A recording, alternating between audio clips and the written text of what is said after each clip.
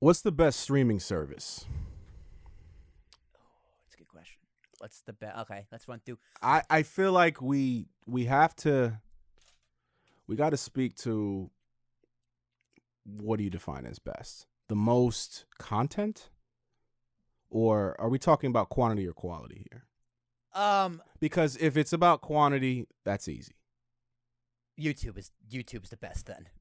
Well, I was referring to like Netflix, the Hulus, the Amazons. Yeah. Of the world. Okay. Let's define streaming service. It's something you have to pay for. That's the criteria I'm gonna go by. Because like there's Red. I mean, YouTube. I guess YouTube. What is it? YouTube Red. YouTube TV. YouTube TV or whatever. All right, so if you want to consider YouTube TV, but that's like if I'm gonna include all of YouTube, but again, free, the stuff on YouTube TV, I haven't delved really. I don't do YouTube TV. I haven't dived into it, so I'm not even sure if they actually have shows or if it's just movies. But in terms of what I watch the most, in terms of streaming, it's YouTube. Hands down, it's fucking YouTube. I watch more YouTube. But that's not even fair. That's not even fair. Right? Because it's free. Well, right? it's free, and YouTube has been around since like 2006. Well, so is Netflix. No, Netflix wasn't out. That Netflix is Netflix was a they tried to block, but it was mail order DVDs. But we're talking about streaming though. Right. Okay. As a streaming service, Netflix probably popped off. Netflix is new. Around 2009. Like YouTube is like the grandfather. Yeah, get your grandfather in. So if we include YouTube, I'm saying YouTube because it's the one I watch the most. Right. Right. So how I'm defining best is what I watch you like? the most. Yeah, of course. Best is what it's subjective. Like what's the answer to this? There isn't one. Right. This is strictly an opinionated question. Oh, for sure. Like most of these questions. Like if I'm just gonna go stuff you pay for, I'm gonna go HBO Max. I think HBO Max is a phenomenal service. I mean, they're great. One of the biggest reasons why there's an argument to be made is that with this new pandemic world that we live in, you got movies in the theaters that you could just stream on HBO. I think it's Warner Brothers they're partnered with. Yeah, no, Warner Brothers owns HBO. Right, and you could Disney movies and Warner Brothers. Right? Yeah. That's an argument to be made, but not nearly as many titles as the other. They're getting up there, but not nearly as many titles as Amazon, as Netflix, even arguably Hulu. HBO Max versus Hulu. The one thing I will say about HBO Max is that their new content, for the most part, is very, very hit or miss. Like they'll have every now and then, like Euphoria is great. Mm-hmm. That was a big hit for them. You know, Bill Maher's been on there forever, who I watch. I love Bill Maher. John Oliver's on his 9th or 10th season. He's been on there a while. He's great. Game of Thrones ended, so that was a big hit for them. You can go back and watch the old Game of Thrones, like The Wire is still great to watch. Sopranos? Sopranos is still great to watch. Oh, you're real Italian for saying it that way. Like Sopranos? Yeah. Like you don't say Sopranos, you say Sopranos. I give HBO Max the edge because of their older content. Like Jazz and I have been watching all the Final Destination movies because I've never seen them. They're all on HBO. Like I wanted to watch The Mummy. That's such a Netflix title. Why is that on HBO? Because because Final Destination. Come on, it's not. It's Final Destination isn't. Who owns it? Who made the movie? If Warner Brothers made the movie and owns the movie, that's why it's on Netflix. Because they have the library. They own so much. HBO can have so much stuff on there because their parent company owns so much. However, we're in the modern era where movie houses aren't winning. Streaming is winning. Yeah, of course. So, historically, with all the stuff that Warner Brothers owns, for sure. But in the new age, you know, you got Netflix originals, Amazon originals, Hulu originals, Peacock originals. Peacock sucks. I hate Peacock. Oh my God. I did a free trial of Peacock just to watch the new modern Fresh Prince of Bel-Air. That's fair. Which was all right. Season finale sucked, but everything else in between. Well, if this question was asked a few years ago, I would have said the WWE Network. Oh boy. Because I know, super niche, but as a wrestling fan, it was perfect. absolutely. If you ask any mark out there who likes wrestling, who was subscribed to the network, they will tell you how much they miss it because it got bought by Peacock. Peacock paid them $1 billion, or NBC paid them $1 billion. Man, that's a power move. I'm serious, dude. All the wrestling fans. I'm not exaggerating. All the wrestling fans. $1 billion deal, and they absorbed the network. All of the content from the network has been streamlined over to Peacock.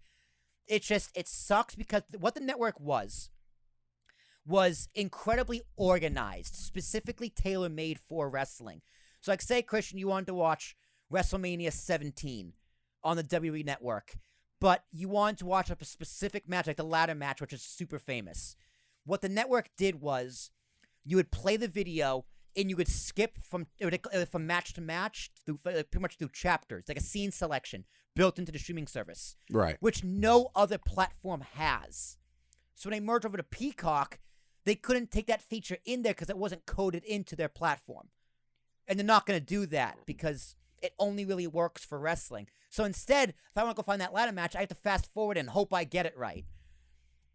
So I would have said WWE Network because it was just perfect, but I can't because Peacock bought them, so fuck Peacock. I'm going to say Netflix. Netflix is king. I'm going to say Netflix just because Netflix is the Uber of streaming. Even when, and I've driven Lyft. Even when people are in my Lyft, they say, I'm in an Uber. They're on the phone. Where are you doing? I'm in an Uber. An Uber. Yeah. And I'm no, like, you're right. And I'm like, man, I don't even like this job.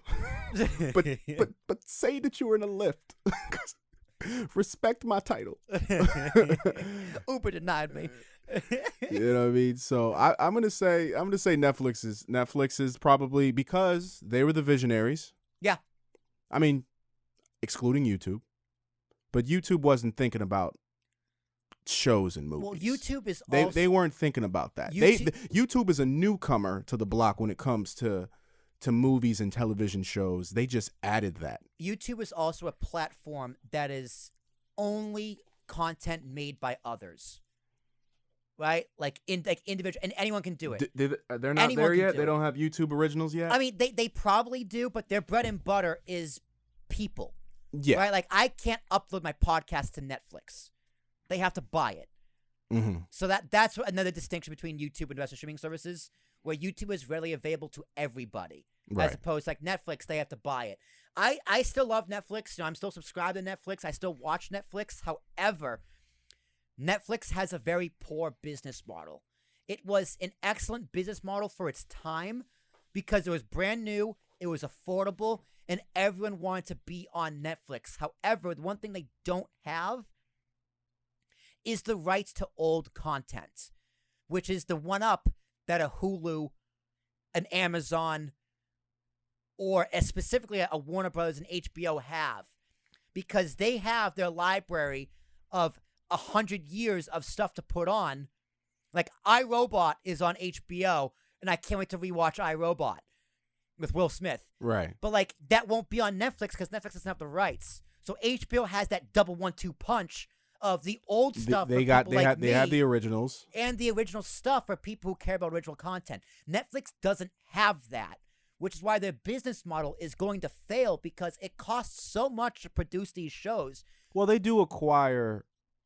It takes them a while, though. Yeah, but they're stuck in. They have to make more deals that aren't already done. Yeah, and they're stuck in a subscriber model. The only way Netflix can make money is through subscribers.